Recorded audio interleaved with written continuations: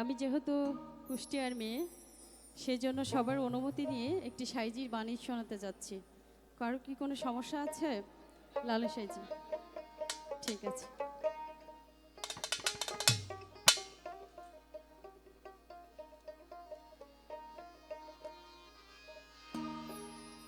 মনামা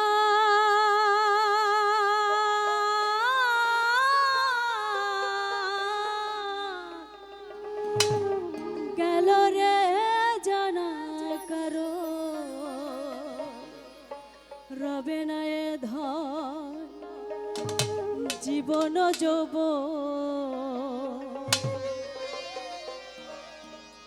তবে কেন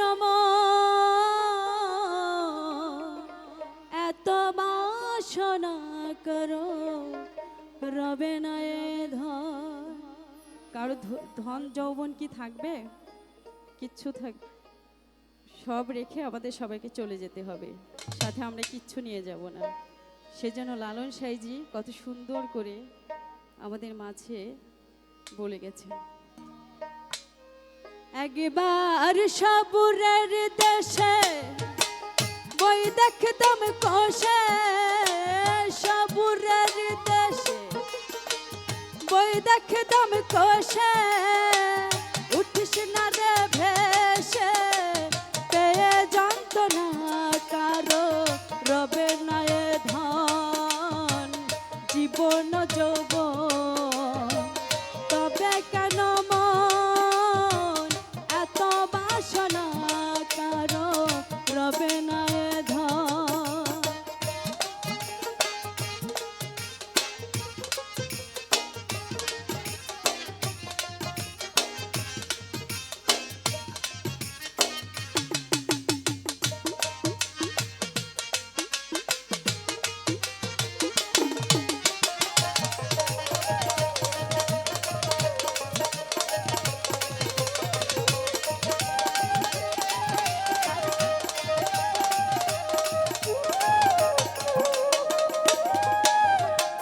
যে করে কালার চরণের আশা জানো না রে মন তার কি দুর্দশা, যে করে কালার চরণের আশা জানো না রে মন তার কি দুর্দশা। ভক্ত বলে রাজা ছিল সর্বসাধন নীল,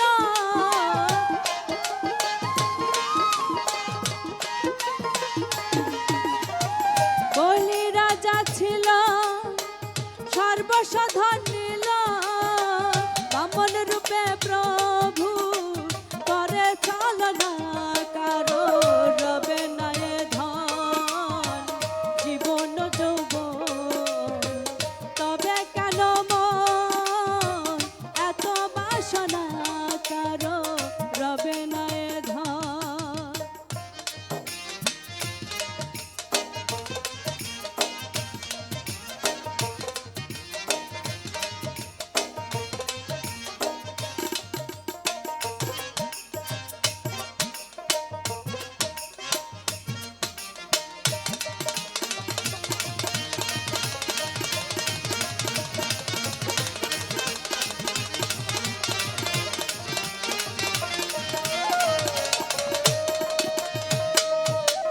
প্রহ্লাদ চরিত্র ছিল চিত্রধামে, কত কষ্ট হলো সেই হরি নামে।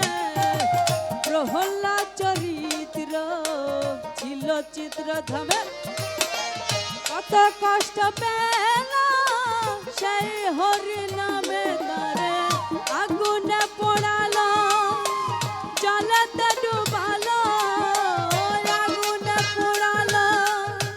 জলেতে ডুবালো তবু না ছাড়িল চিরূপ সাধনা কারো রবে না এ ধন জীবন যৌবন তবে কেন মন এত বাসনা কারো রবে না এ ধন।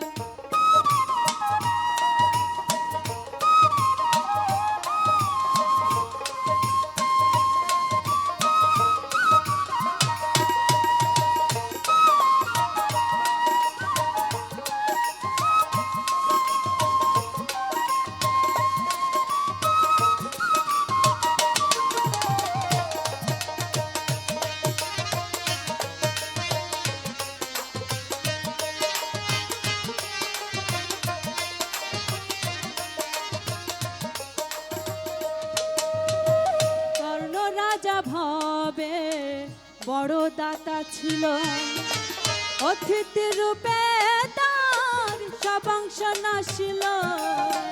কর্ণ রাজা ভবে বড় দাতা ছিল, অতিথি রূপে তার সব অংশ নাশিল। প্রভু কর্ণ অনুরাগী না হইল সগী,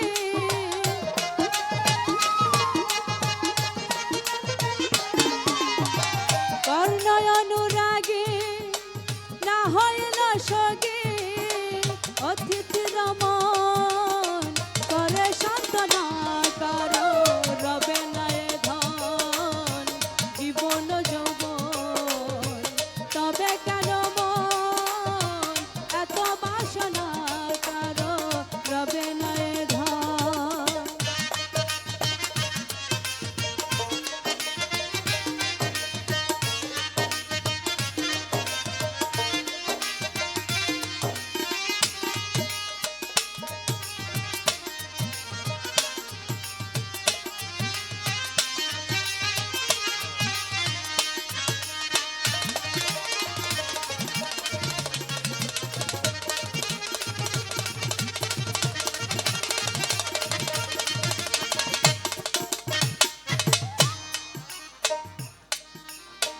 রামের ভক্ত লক্ষণ ছিল সর্বকালে, শক্তিশাল হানিল তার বক্ষস্থলে। রামের ভক্ত লক্ষণ ছিল সর্বকালে, শক্তিশাল হানিল তার বক্ষস্থলে। তবু রামচন্দ্রের প্রতি লক্ষণ না ছাড়িল ভক্তি,